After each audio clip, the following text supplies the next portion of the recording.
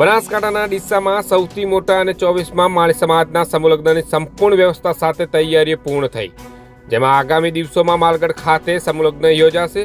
આપ જોઈ રહ્યા છો સેન્ટ્રલ ભારત ન્યૂઝ। આ સમૂહલગ્ન માલગઢ કાંતિનગર પરબડી પાસે મીરાબેન સોનાજી પરમાર પ્રાથમિક શાળા ખાતે તારીખ 3/2/2025ના રોજ 72 નવા દંપતી પ્રભુતામાં પગલાં પાડશે।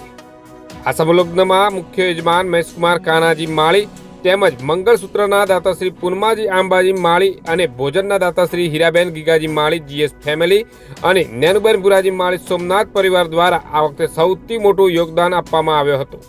માળી સમાજમાં 24 વર્ષથી આ સમૂહલગ્ન યોજવામાં આવે છે, જેમાં સમાજ સુધારા તેમજ નાના મોટા પરિવારના વ્યક્તિઓને સમાન ગણીને ખર્ચાઓથી બચાવવા માટે સમાજના નાના મોટા આગેવાનોના યોગદાન દ્વારા દર વર્ષે આ આયોજન કરવામાં આવે છે।